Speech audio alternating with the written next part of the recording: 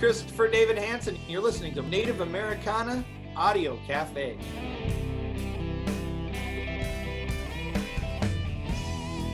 Chris, this is a magical radio.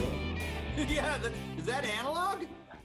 Yeah, it's Native Americana transistor. It's an old school, founded at a powwow 50 years ago, and they could play 8 tracks at one time. But the cool thing about it, you're on the dials today. You came on the dial today, and it's kind of an off the grid. It's off the grid transistor radio, and your name came up, and kind of like the acknowledging the roots of Americana music, you know, and songwriting. Yeah. And everything that you do. So welcome to the show. Thank you so much. It's a pleasure to be here. It's good to see you, man. Christopher, tell the people who you are, where you're from, etc.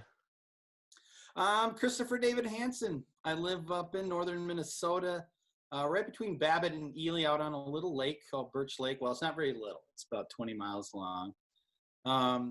Where I got a recording studio, and I live in the family house we've had here for 3 generations. And I don't know what my parents or my grandparents would think that I turned it into a recording studio. I think they'd like it, but so this is where I make albums and write songs. And I've been social distancing for many years before we ever had to do this. So I'm already a pro at all that. So yeah, and just, you know, play a lot of music all over Minnesota. But this is home base way up here in northern Minnesota. I guess I've been asking people how they've been coping during this COVID quarantine period. Yep, lots of guitar, and you know, I've got a little buddy. I've got a little dog, Minnow, that keeps me company, and you know, I've been doing a lot of the live videos for folks, trying to put out at least 1 or 2 of those a day for folks online so they can listen to something. Other ways I'm coping, you know, just like anybody, probably a lot of Netflix, maybe too many video games. I've probably been eating too much. The fridge and I have a very close relationship right now. So yeah, you know, just it's tough for everybody, and you know, it's I'm one of those people. I work in radio, and they titled it as essential thing, you know, I guess, and so I at least I'm lucky enough to be able to go do that in the mornings and do my radio show. I know there's a lot of people that don't have anything to do, so I consider myself very, you know, fortunate to be able to still go and you know, not that I'm seeing anybody with the radio thing, but it still feels like a social thing. Yeah, we get to do that. And I don't know, you know, it's tough. It really is tough, though. You know, no shows right now, not playing any gigs, out and about, which was, you know, that's the life. That's what we do. We play shows, you know. We record albums and we play shows. So, you know, half of what I do normally is not there. So trying to replace it with a lot of recording. I've got a solo album that I'm going to release here at the end of the month. And then I'm working on a full band album at the same time. As soon as they tell me I can have my band over for recording, I'll be doing that as well. So yeah, that's about it. Well, there's a few things here. When we talked about transition, about your parents and grandparents and transforming it into a studio, I think that's what we're doing, reacting in the environment we're in, you know, like, and that's what you're doing. Yeah, absolutely. You know, like I said, I mean, I'm a natural social distance person, but not to this extreme, So I've had to get very creative about writing projects and stuff, and you know, I've come to the realization too that it's okay not to be super productive in this as well. You know, when it first started, I felt like I really had to up my game, and I was going to have all this time to do all these projects, but at the same time, I've been taking a little bit of time and just, I live out in the woods, again, fortunate enough to live by the forest and stuff. And I've taken a lot of time and getting out and just kind of reconnecting with that as well. How about, do you see any future maybe gigs will roll out? Will it be back to normal?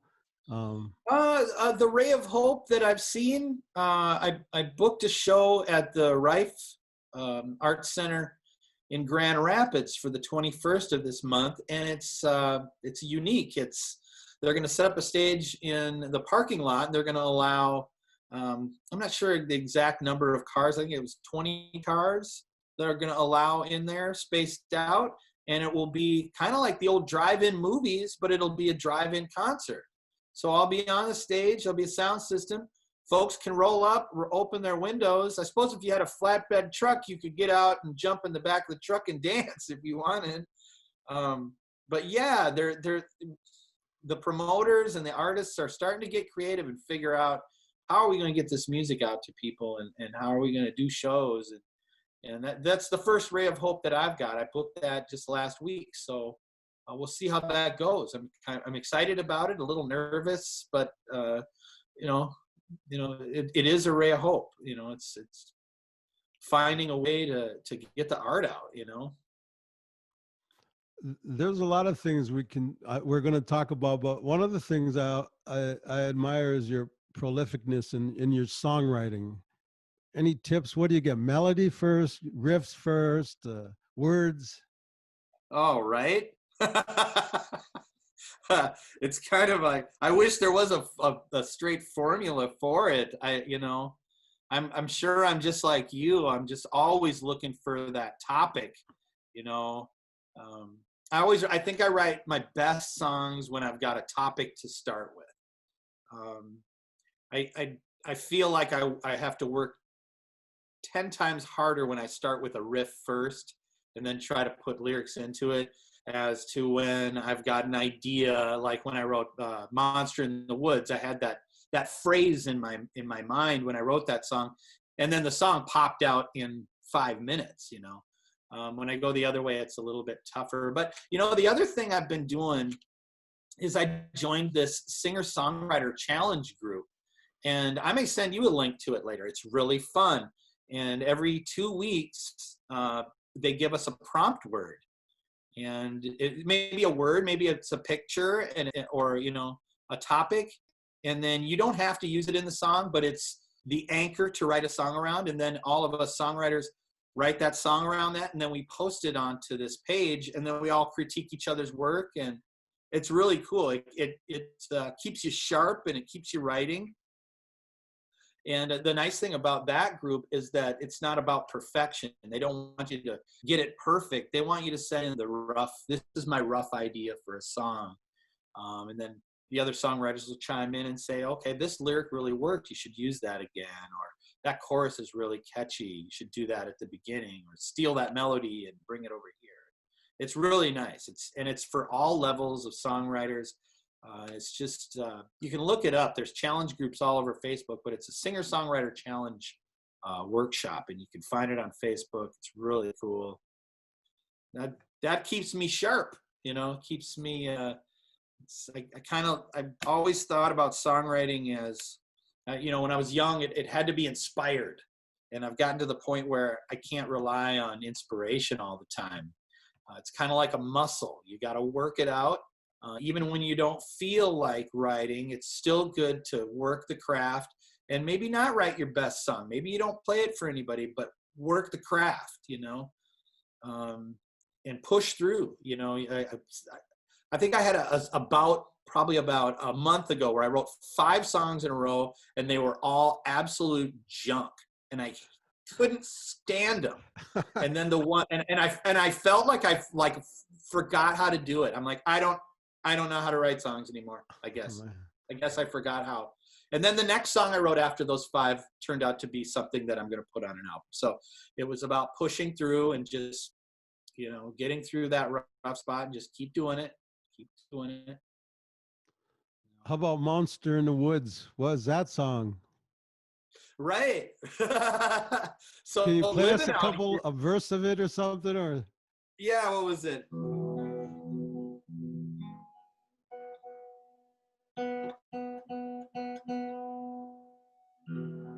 I was raised not to believe in fairy tales, the fables told, the campfires by the lake. But what I saw that night put to grave all the doubts. There's a monster in the woods around my house. Yeah, so, you know, and then it goes into the song. You know, that one I had the topic to start with, and it really wrote itself because I live out in the woods and there's all those funny things you do.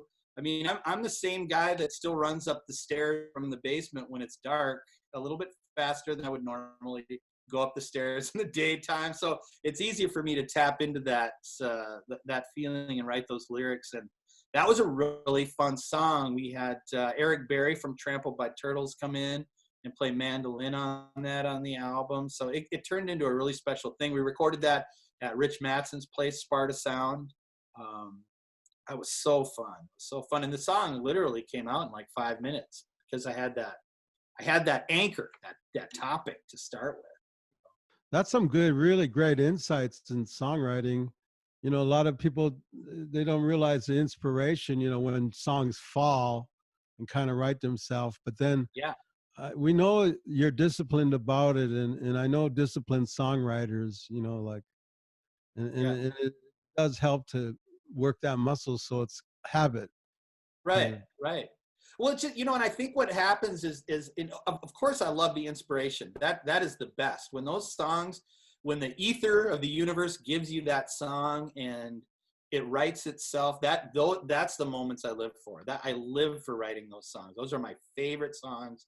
And they always turn out the best. The crowds love them. You can just, there's an energy to them. But I think the pushing through and working that muscle makes it easier when you finally get to an inspired song. It makes it come out easier because you've worked all the different things like pre-choruses, bridges. You're used to that. You're used to where those pieces go, where to put a melody, where to sit back and just pedal a rhythm. You're used to all that stuff. You know, it's second nature at that point because you've been working that muscle. And I think that helps when you finally do get inspired to really let the song flow out and let the song tell you what it wants. You know, since we got you here on the show, you understand the aspects of the music business. I mean, you're a band leader, and you book the gigs, you work the network. Just talk about them different hats you wear. Do I want to wear all those hats all the time? I don't think so, but yeah, but who do you trust to do the work? You know, and especially when you're getting it off the ground, you kind of have to do a lot of that stuff yourself. The booking of the shows, that took me that was a learning experience. Just, you know, creating those relationships with promoters, bars, you know, all the people that are putting on benefits and all the arts communities, just getting to know all those people and, you know, creating solid relationships with them and then going out and putting on quality shows is kind of the back half of that. Getting to know them is the first part, and then going and really bringing a crowd in and having a good time and making it enjoyable and engaging with the crowd is the other half of that. But that took a long time. That's something, another one you got to hammer at for a long time. And then, you know, the band leader thing, that's another one that you learn over time. I think probably when I was 17 or 18 and led a few bands, I think I was probably awful at it, terrible. And you learn how to work with people and be, kindness is really where it comes from. That goes, it's more than talent. Kindness is the kind of the key to that, getting along with people and learning how to deal with people's, bad days and good days and emotions and egos, and learning how to pacify that stuff and try and get good art out of the 4 or 5 guys that you're working with. And, going into the studio with those guys and learning how to bring in those positive attitudes in the studio.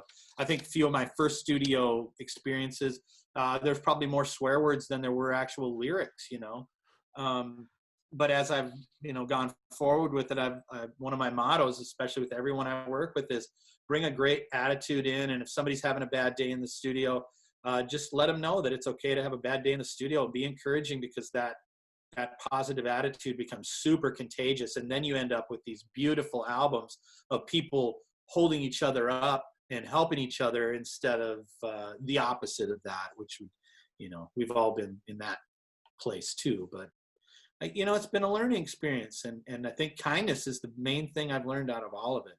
Kindness in booking shows, kindness in playing shows, kindness to the audience when you're recording, bringing that in with the musicians you work with, your engineers, everybody, just being thankful and appreciative of the whole thing. Because, I think we're lucky as musicians to be able to do that stuff.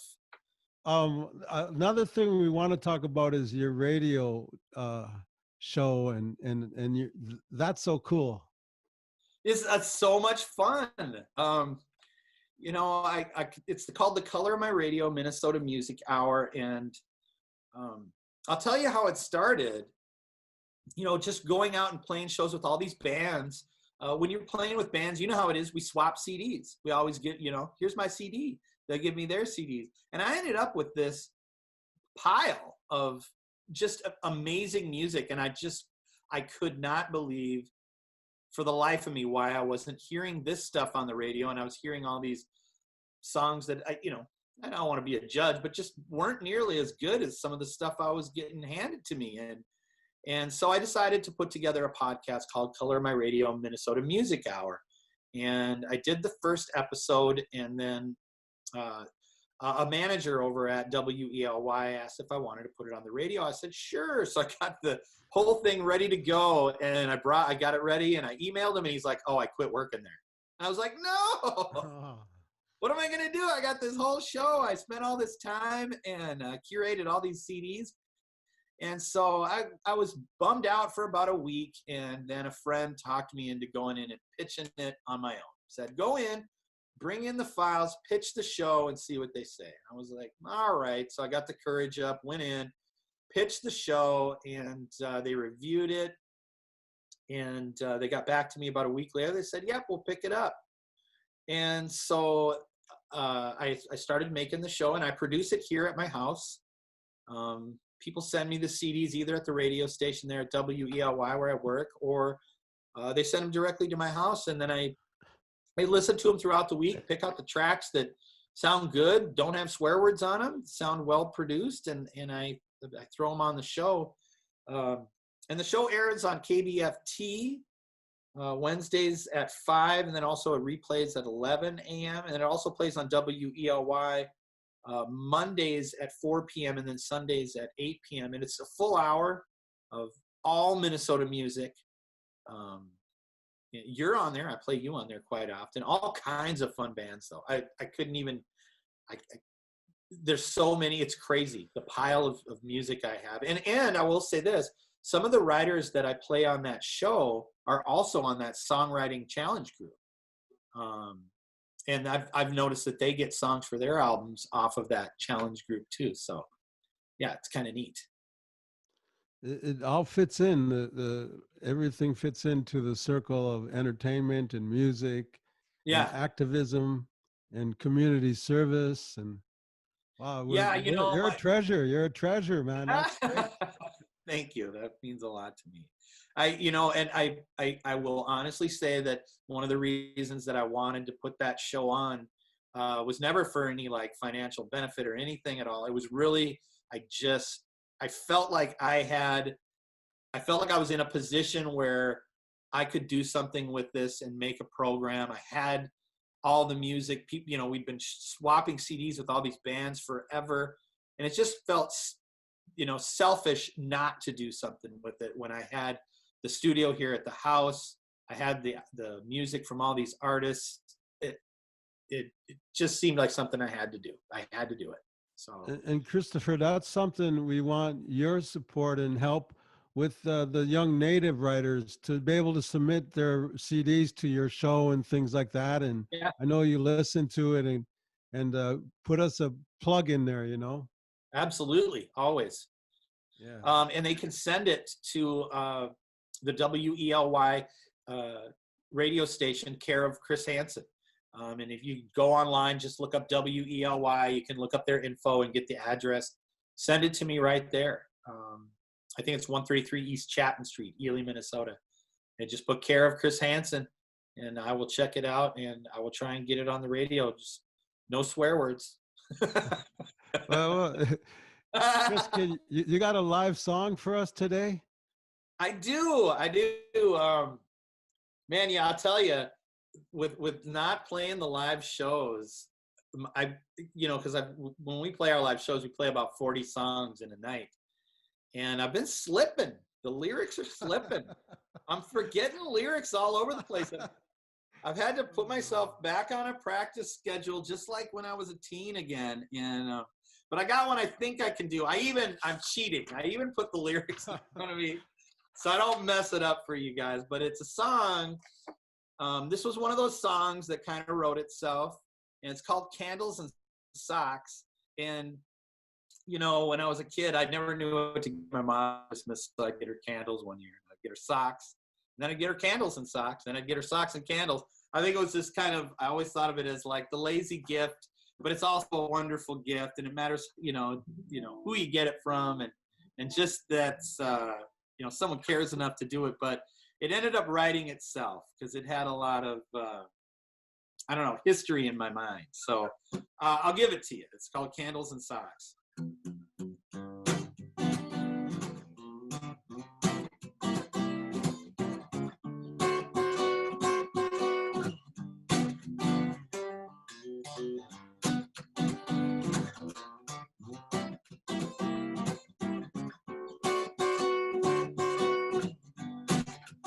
Well, it's been a tough year by anybody's standards.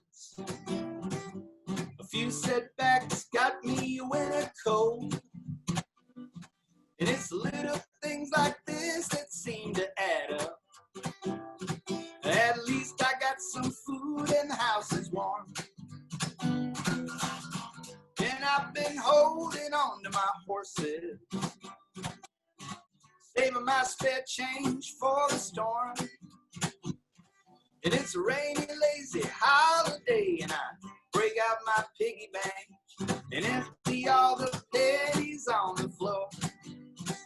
And I used to give the bar all my money. I never even gave it a second thought. But I want to give you the good life. I guess it's the thought that counts. I'm a little bit down and out. I hope you like candles and socks. Got my favorite shirt with the beat up shiny buttons. Secondhand thrift store, dollar shop. And these old blue jeans, they've gone miles and miles and miles. So many times around the block. And I used to give the bar all my money. I never even gave it a second thought. But I want to give you the good life. I guess it's the thought that counts. And I'm a little bit down and out. I hope you like candles and socks. And I used to give the bar all my money. I never even gave it a second thought. But I want to give you the good life. I guess it's the thought that counts. I'm a little bit down and out. Hey, why are you moving out? I got you candles and socks. I got you candles inside.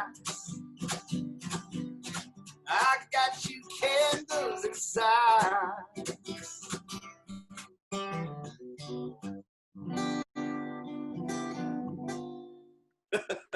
Wow. That's a complete song, man. Lyrics and everything just flow. So cool, man. And that was one of those ones. It was less than 10 minutes. The whole thing just kind of fell out of the sky.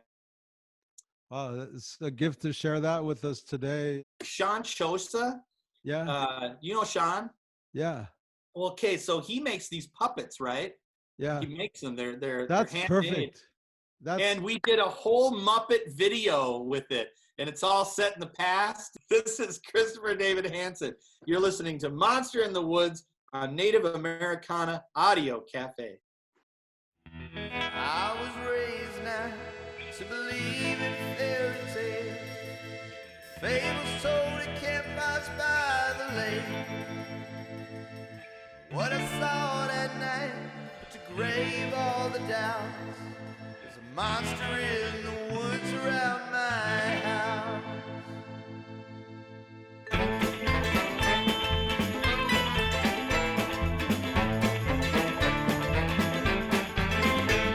The rain was cold and pouring down like sheets of barricades. First night I saw his shadow in the dark. Stories started spreading around the town about the beast. Someone said they saw him by the park. I was raised not to believe in fairy tales, fables told at campfires by the lake. What I saw that night put to grave all the doubts. There's a monster in the woods around my house. Sometimes when it's quiet and the wind is blowing light, I think I hear him out behind the shed. So I tiptoe through the dark with the broken old flashlight, but he's gone before I reach the flower bed.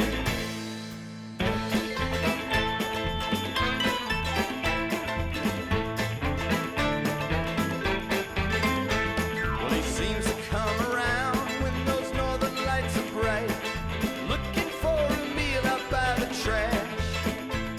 And I'm baffled by the sight, cause he seems so polite, never makes a mess out of the cans. And the light of all the fireflies helps him find his way through the woods and right out to the river's mouth. I used to be afraid, but nowadays it's not the case, of the monster in the woods around my house. And sometimes when it's quiet and the wind is blowing light, I think I hear him out behind the shed. So I tiptoe through the dark with a broken old flashlight, but he's gone before I reach the flower bed.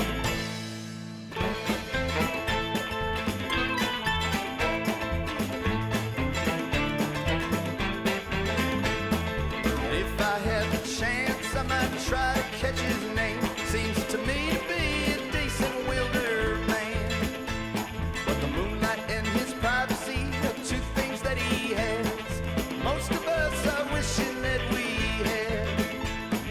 I was raised now to believe in fairy tales, fables told at campfires by the lake. What I saw that night put to grave all the doubts. There's a monster in the woods around my house.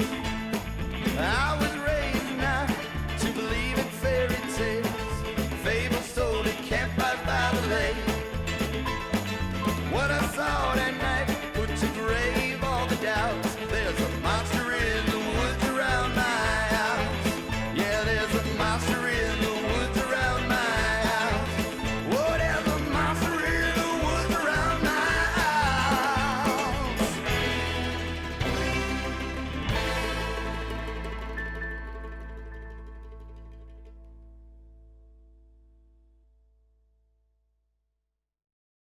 You know, the cool thing about that song is, so the monster in the song, I wrote it about the monster, and of course, the first verse, you're scared of him, right? You're scared, he's out there, he's out by the flower bed, he's knocking over the garbage cans. And then the second verse, you find out he cleans up the garbage cans after he gets done, and he's actually not a bad guy. And that's kind of what the whole story comes around to be, is this thing you're scared of isn't anything to be scared of anyways. If you could define for me what you think Native Americana is. I always say it's at the crossroads of Minnehaha and Hiawatha. And I'm just letting artists and I think for me, part of the definition is like there's a core of songs about the earth. And when people like yourself write songs about that genre, it's part of the genre.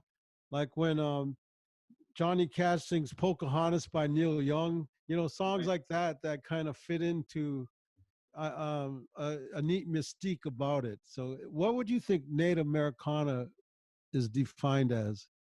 I would say, you know, about the same thing. I mean, it's very roots oriented music. A lot of the wood instruments, that's what you're going to hear.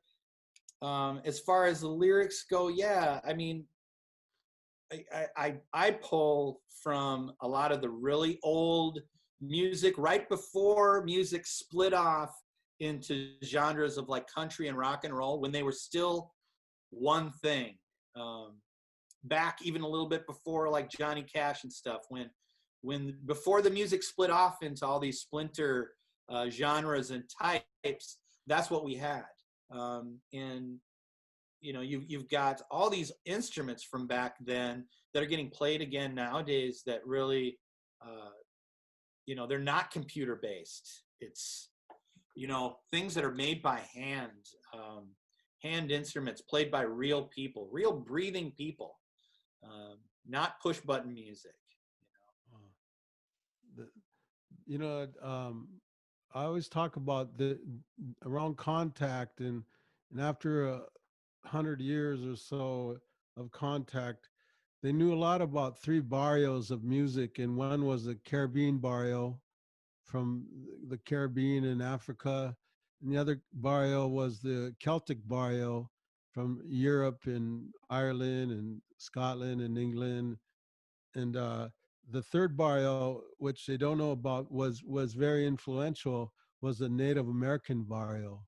The pentatonic scale. And I think that's what we're doing is through history, if you look back at the old recordings of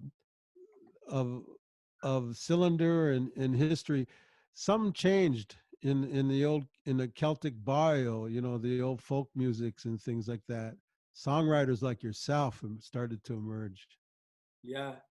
You know, when I first started to get into the more classic styles of music, I mean, I played in heavy metal bands, punk bands, and something just grabbed me about the old blues, the Delta blues, the acoustic guitars. And I remember having a lot of friends back then that were like, "What are you doing? Why are you playing that stuff?" And I'm like, I can't explain it. I'm just drawn to it. You know, and I think it's the, you know, not to call it folk music, but the folkiness of it, the storytelling aspect of it is what I really, really love.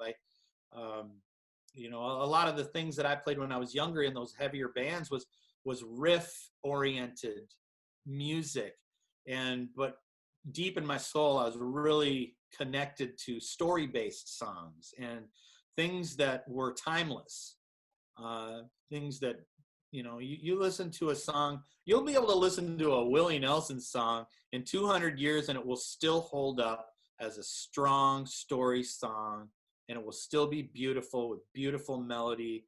And, you know, I really am drawn to that timeless type of music. I like it.